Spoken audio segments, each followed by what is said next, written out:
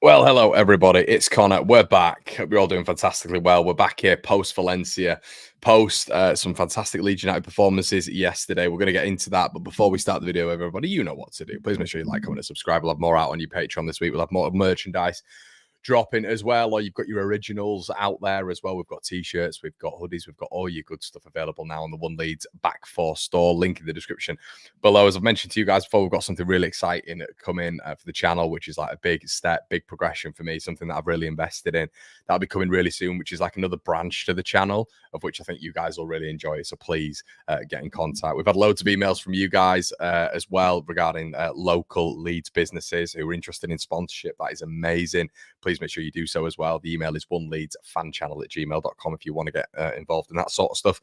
But let's get in to the latest video. Let's see what a load of you guys are saying. Sam says, according to Graham Smith, we have pretty limited resources. That doesn't read well to me. Are we skin? Okay. If we sell Rutter and Gnonto, we can say goodbye to promotion of the 49ers. Right. Okay. So Wayne says as well, One Leeds is my one-stop shop for Leeds news analysis. Maybe and that needs to be my new thing, doesn't it, mate? Hello, everybody. Welcome back to One Leeds, the one-stop shop for all Leeds United analysis. I love that, mate. That might have to be an introduction modification. We have to start. I wanted to touch on Valencia, but I've woken up this morning quite late, I have to say, which has been quite nice. Probably apologies for the lateness of the stream, everybody. Normally it's in around about 10 o'clock, but I actually woke up at 10 o'clock, which is quite nice. But we have to discuss. I woke up to a bit of hysteria in my comment section, Instagram, Facebook, Twitter, and I have to address it. And it's what's going on right now with the San Francisco 49ers, Red Bull, and Leeds United, the fees, everything like that. What we're selling people for, and this is obviously in light of what's happened yesterday with Crysentia Somerville. So I have to start on a negative. We'll end on a positive, and it might not be a negative. I have to give two sides to this, but I will come on here and let me just give an overall synopsis of my thoughts. Okay, if you're new to the channel, hello, but you guys who are the OGs know my thoughts on the San Francisco 49ers. They've done a really good job when they've come in. They've calmed a lot down. They make us look like a professional outfit. They've got us the biggest EFL deal in history. We're going to pick that apart in just a second, but also I think they've retained a real decent squad as of speaking right now to win the championship next season. I fully believe this side right now wins the division next season. We're better, in my opinion, than everyone. We're better set up in a sense. I still think we need bodies, but we're set up. The first 11 is the best 11, in my opinion, in the championship. That's how I'm looking at it right now. So I see my team as the best 11 in the championship for the second year running, with three teams coming down who have parachute payments from the Premier League last season. I see the ownership as doing a good job at the fact that we were able to put a side on the field who are worthy of me saying that. They're going to win the division. And in my opinion, we're going to have the top scorer in the division as well. So I see that as well done to the 49ers for keeping that in check right now. Context. It's the 4th of August. The window shuts on the 31st. Okay.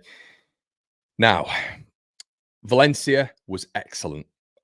Leeds was basked in sunshine. It was a sea of yellow in the crowd. It was a stunning scenario. I loved it. That's everything about the summer and pre-season and that lovely little September, sort of August to September period where Leeds is basked in sunshine. Everybody's got a little glow about them. They've just been on holidays. The players have enjoyed themselves. And it's a lovely period to be a football fan. I always get heart back to the Bielsa days when we beat Stoke City 3-1 on the opening day of the season. Basked in sunshine, an amazing feel, and some excellent football with some truly improved players, and that's what I'm always sort of brought back to when it comes to that August sort of fixture, and hopefully we'll see something similar against Portsmouth. Valencia was brilliant. Okay, and we're going to get into that. I was so happy with what I saw yesterday. What I wasn't happy with, I have to say, after taking a bit of time out, doing a bit of looking around what's going on with Leeds, is the interview afterwards from Daniel Farke, is the Somerville announcement on the West Ham side and the Leeds announcement of Somerville. Okay. So my whole rhetoric through this entire transfer has been, as you guys know, it's been, well, okay, we sell him for a decent price, hold our horses. You've got Plettenberg reporting one thing. You've got Romano reporting another thing. You've got Graham reporting another thing. Yeah, it's all just a little bit disjointed when it comes to the puzzle. That is, what is the actual transfer fee? Okay, so the actual transfer fee was marked very differently. And I was a bit confused yesterday because I was thinking, well, surely if it's 20 to 25 million quid, that will have been met by other clubs, even when we're talking about Rennes, who apparently put a bid in or inquired at least about Crisis Somerville. If you had an exit clause, surely Rennes would have met that. Okay. So it was reported yesterday that an exit clause was met, and the package essentially between Somerville and Leeds United was 20 to 25 million quid, which is low.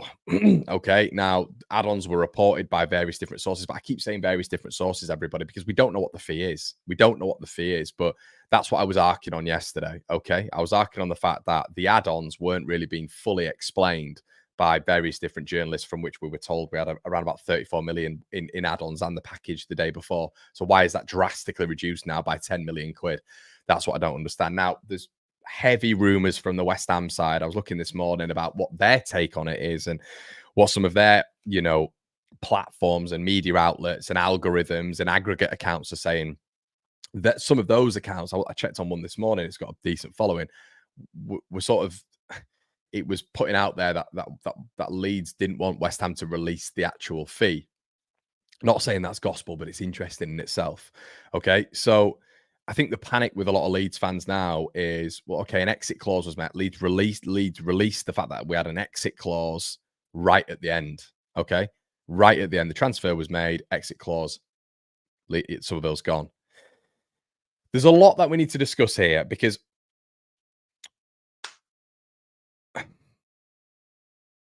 we had no idea about that. Now, should we as fans know that? We're not businessmen. We're not accountants. Why should we know that? If I've personally got a business, One Leeds is my business. Do you guys need to know the financial implications of that? You are my customers. You are Leeds United's customers. Do you need to know the financial implications of X, Y, and Z? Well, you don't. But what is important in a football club is communication. People in Leeds United and people in the 49ers, Red Bull, whatever, have jobs dedicated to comms, communication. Yeah. There's marketing people, there's financial guys, there's comms people as well. And I think when it comes to communication, we need to see better from Leeds United. We needed to see better with Archie Gray. I think we just maybe look. I get that it's in house. I understand that we've spoken about this, and look, the local journalists aren't getting X, Y, and Z. But is that a good thing? Is it a good thing? Because the local journalists have a rapport with us. They're our connection to the club. And is it right now? And I'm sorry, everyone. I don't want to be speaking about this. I want to be speaking about a glowing, fantastic performance. But unfortunately, it was overshadowed a little bit last night by the Somerville transfer, of which we didn't even know he had an exit clause within, and then a Daniel Farker interview, of which I'm going to get into. But what I will say is, I just think overall that with the Somerville exit clause, we are now looking at a different situation. And as I've just said, if the 49ers are happy with it, why are we bothered? If they're happy with it, why are we bothered? Yeah. If they're happy with the fee, fantastic. That they're in-house, they're fine. I think the issue with a lot of fans right now is what we're seeing is Parag did say that all the money that we're going to make is going to be invested back in the squad. And that hasn't really been the case. But there is a lot behind the scene. There's wages, there's staffing, there's all the absolute SHIT show that was Leeds United before the 49ers came in. And now I'm talking about the general that is Leeds United. And I'm not just specifically talking about this, but to talk about this, you have to talk about the general. You have to talk about what's going on at Leeds United. You have to talk about what they've changed, what they've made different, who they've brought in, who's gone out, the fringe have left, but then they brought money in. But the investment has been a lot in the backroom staff and a lot in facilities. That costs money. Okay, but what we were told by Parag and where the communication isn't great is that this was going to be invested back into the squad. Okay, now what have we seen this summer? We've seen Bogle come in, brilliant signing. We've seen Joe Rodon come in, excellent signing at this level. We've seen Rothwell coming on loan, top edition. Loved what I saw from him yesterday. Absolutely fizzing the ball about, open, closed body, left, right foot. Excellent decisions in that midfield. Always looking to go forward. Love that. Okay. We've brought in players. We've now got Joseph. We've now got Gnonto out on that left, but we have sold Somerville, Gray, Kamara. A real big part of what we saw last season. And really, when you look at those, it's not been heavily invested in. They've just brought good players in, And I think all of those are smart moves. I think every single one is an extremely smart move. But I do think with this Somerville transfer, I think maybe there needs to be a little bit better communication with the local journalists. That's what I will say, because they're able to feed out a little bit to us fans what is going on. Are we looking at a scenario where sort of, Gnonto's got a clause in his contract? Is that a thing? But we rejected bids from what we understand, but we don't know. We don't know because we haven't really got anything official. We've had nothing official from the local journalists saying, yet Leeds rejected a bid. It's been from outside sources, apparently rejected a bid from Everton, which we found out from the Everton side, nothing from the Leeds side. It was all as per Everton, as per Alan Myers, as per Elder Bobble. Everton and Leeds couldn't meet a sort of agreement.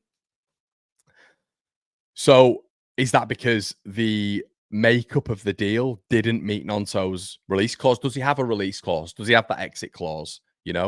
We know that Brighton came in for Jorginho Rutter. Jorginho Rutter will have a high release clause because of what Leeds bought him for. Leeds bought Krasnodar Somerville for 1.5 million quid. So the exit clause was going to be a little bit narrower than that. It was going to be a little bit closer to a bit of a shortfall than what we got with Jorginho Rutter. The overall thing, everybody, is, when Parag's saying the money will be reinvested, okay, and then we're not seeing the money reinvested. Maybe when he was saying it reinvested, he meant everything with Leeds, but he did reference the playing staff, which means obviously the players on the pitch, and they might still do it. That's what we have to say. The other side to all of this, the balance side to all of this, is that Leeds go back into the market, and with a month left, we bring in 3 new players. Yeah, that still might happen, and then all of this goes away. All of it goes away. And that's why I've been really keen to wait. Yeah. To wait until this all comes out. But, even when I saw this West Ham thing, and I'm trying to be positive about all of it, I'm really trying to be positive about this. Daniel Farke came out yesterday and said we had limited resources. Now, Daniel, use your brain. Don't come out after a superb preseason performance and say that, Daniel. You're a smart man. You're a manager who's been at very high-profile clubs. Is this just already an excuse hidden in the back? I think the Germans called him when he was at Mönchengladbach. It was either the Schwarzer or the Schwarzer, which you guys might let me know in the comment section below. I've murdered that, but it was the talker, the over-talker. That's what they called him at Mönchengladbach. The fans said he talked too much, and it's exactly what he's done yesterday. He doesn't need to say that. Okay, as fans, we've seen an excellent performance on the pitch, a superb performance. And a lot of you might say, well, Farke, Connor, this is what you're asking for. You're asking for more transparency. So Farke should be saying that. Yes, but do we have limited resources? I think we all know we don't have limited resources when it comes down to this level. Is Farke maybe downplaying it, which is an excellent strategy if he's doing that? Now, I will lean on that. I will give him a little bit of credit. Okay, I will say that's that. Let's go with that notion that he's giving them a little bit of leeway behind the scenes. And why, everybody? Because they don't want anything. I can tell you, gospel, this was a tactic. You guys all know at the beginning of the season, what I was can't release any names, but I was lucky enough to be invited to something of which I met a certain someone, okay, who I still keep in communication with today. Nothing is, I've pressed and pressed and pressed and pressed for information. Nothing is released. And look, why would they release it to me? Of course, 100%, definitely. But it's to no one. They will not release anything. So we don't know. We don't know anything. But is that a good thing? Is that a good thing? Well, it might be, because everything in the house is being negotiated, it's been dealt with. But then as fans, we're sort of in the dark. I'm like, well, okay, I like what you've done. And I'm judging you on that. But I am feeling a bit vulnerable now. Rutter's not got a release clause, but somewhere in that Gnonto price, do we have a release clause there? Because I think, if Gnonto was to go, we're having a different conversation here, especially if we're not able to replace with our limited resources. But I'm going to give him the benefit of the doubt, Daniel Farke, in terms of when he's saying limited resources, he could be right. And we could go out and get Raksaki on loan, and then we could go and get a really decent number 8. And we'd all be happy with that. And then a replacement fullback, maybe who's in on loan or whatever, the Alfie Gilchrist-like player. I think the problem is the communication from Parag has been bad when it comes to him saying it'll all be reinvested on the pitch. Well, it hasn't been. I'm happy with what's been going on. I'm happy with how the club is right now. But that communication, when it's completely nullified, when it's cut from your legs, the problem with that is it builds anxiety. It builds questions. It builds a bit of a vulnerability with the fan base. I can see it in the comment section now, and you can see it online. You can see it from other content creators. You can see a awareness, which is completely understandable because the communications is poor. So keeping it in house is great, but we need something drip fed to the journos, our local journos. It can't just be from the other side. It can't just be the nationals who are getting everything and the internationals in Romano and Plettenberg. We need something from the local journalists so we can build that trust with the club a little bit more. In my opinion, that's how I think it should go. So I think I think a lot of it, it's what we need to sort of consider, what we need to understand. And I don't want to come on here all the time and say I'm 49ers all the time, 49ers FC, because I'm a balanced content creator. I can see that their comms hasn't been good enough. It's not been good enough. But I can also see the fact that maybe this is them downplaying. They could be downplaying everything because they don't want the finances to get out. They just don't. Their biggest problem, I can tell you this for a fact, last season, what they hated was the fact that everything would get leaked. When Leeds were in for a player, it would get leaked to A, B, and C before the 49ers could do anything. Honestly, that is gospel. A, B, and C would know before anyone else, and then the price would rise up, and then every other club would get involved. So, from a business perspective, if we're guessing, we can guess that they don't want. We could, the same to Daniel Farker. Oh, by the way, we've got limited resources, but they could be doing stuff in the background, and Farker could know this as well. So that's what I'm giving him credit for.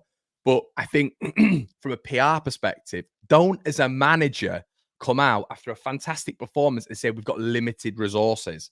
Don't do that, because that's stupid. That is not going to go down well with the fan base. And for me, it feels like you've just got this excuse in your back pocket that, oh, well, Somerville left, so that's why I didn't do X, Y, and Z if the performances don't go well. Daniel, you've got the best side in the division, mate. It doesn't matter if Somerville's gone. You've got the best side in the division, okay?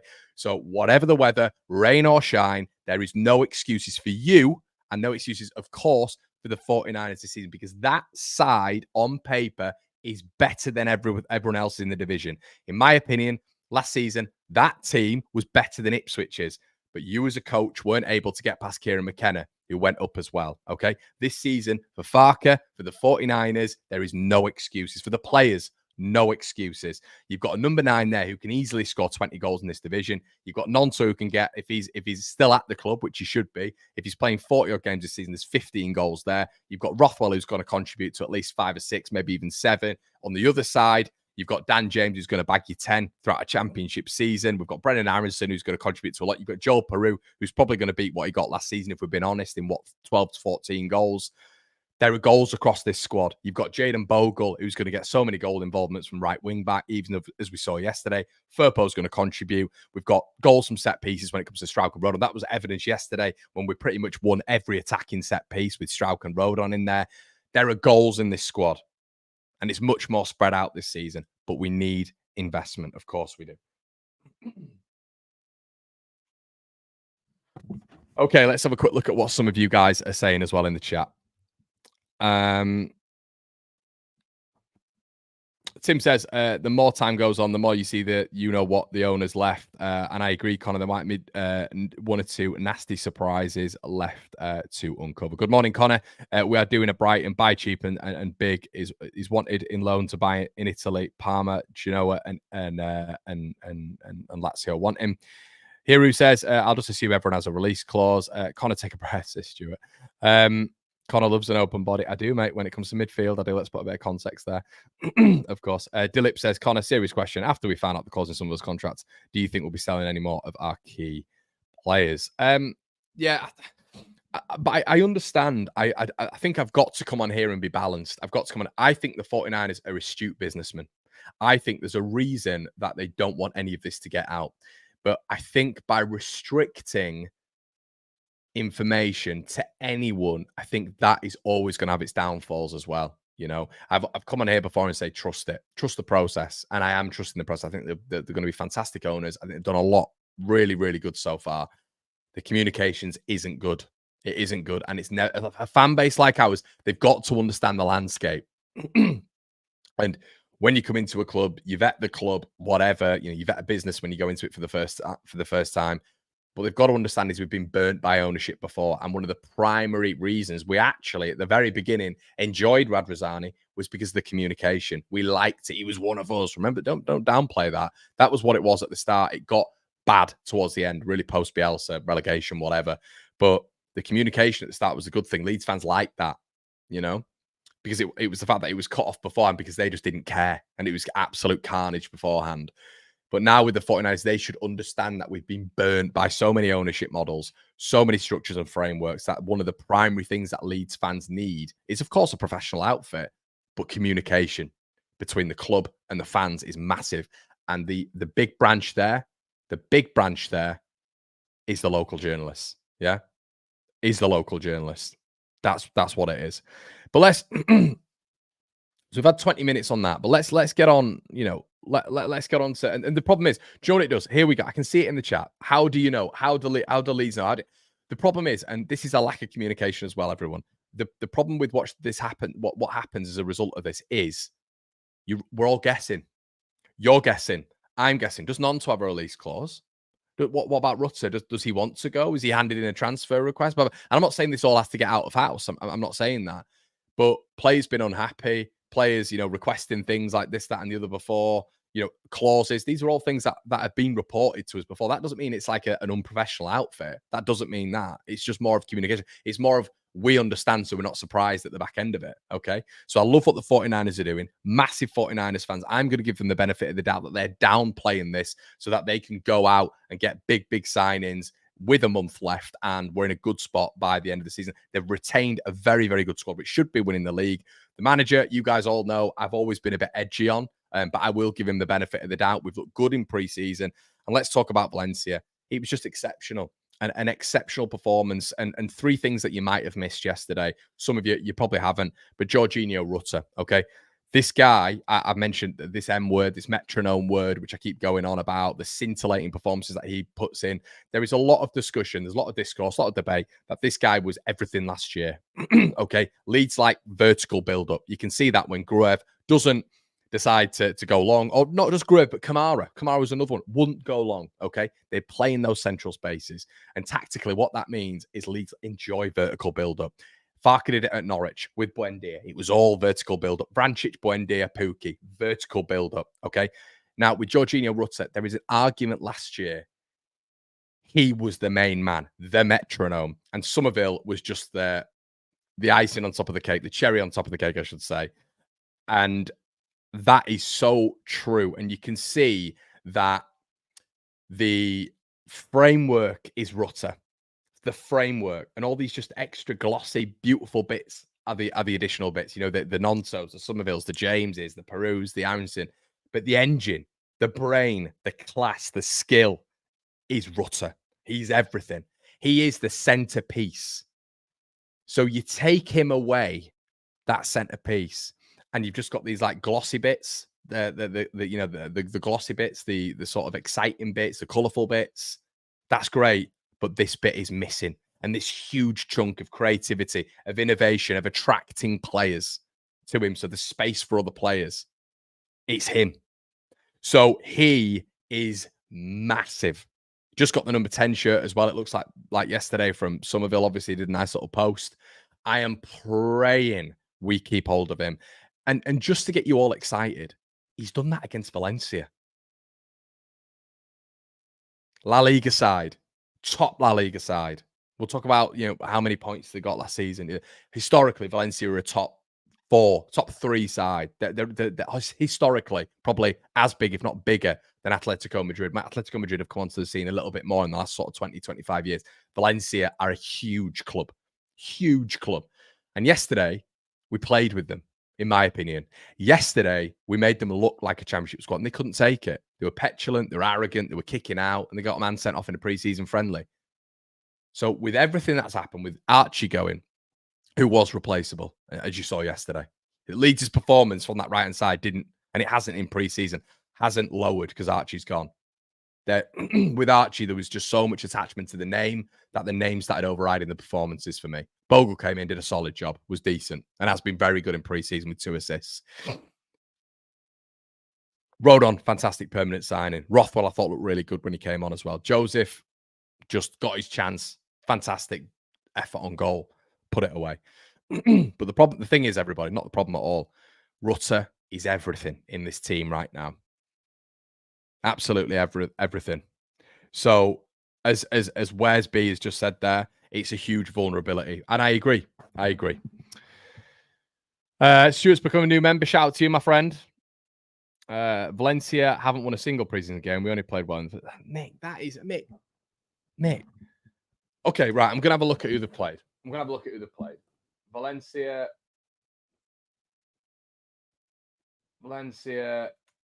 preseason fixtures. Let's have a look at who they played. Okay, let's have a look at results. How about that? Results.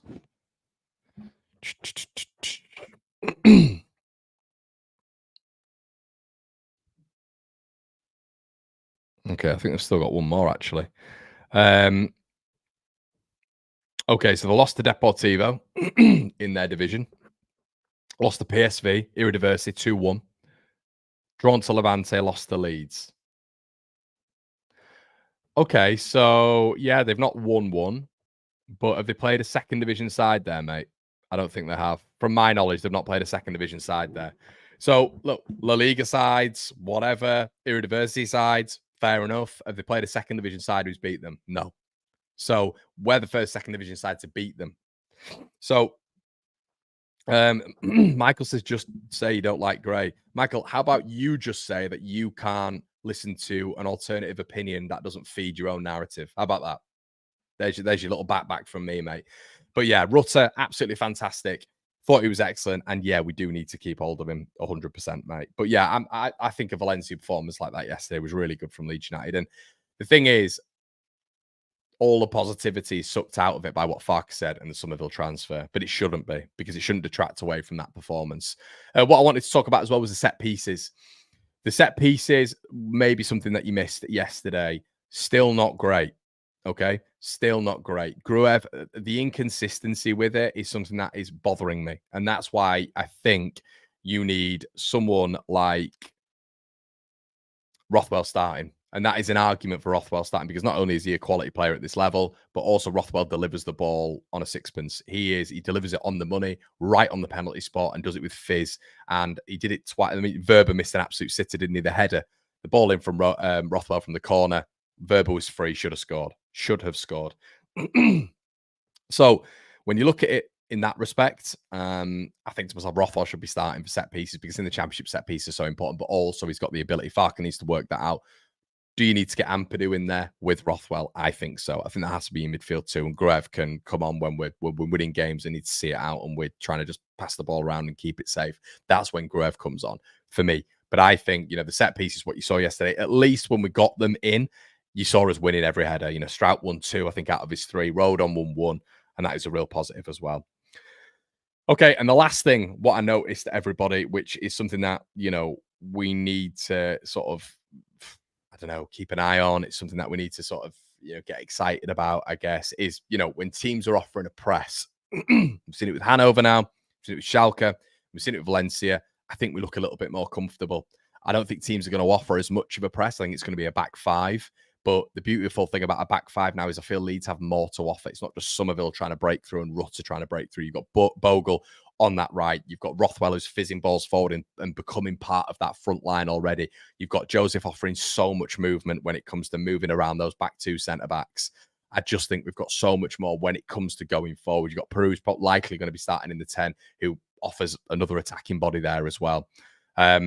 And I'm really happy with what I'm seeing in regards to that. But Leeds played through the press a couple of times against the La Liga side, which is really, really decent and something that, I'm really happy about, to be honest. BW says, thoughts on George's little live documentary released last night, mate? Yeah, I thought it was quite sad. I thought it was quite sad, the crap that he was getting at the start. And I remember it being a content creator. Some of the stuff that was being said about him was mental. But, it's really interesting. He's an intelligent young boy, and he's very emotive, which is nice to see. And I'm praying he sticks around. Conor Gruev was cheap, but Perot even worse for the price we paid. I agree with you, Tony. Yeah, I don't disagree with that, buddy. I don't disagree with that.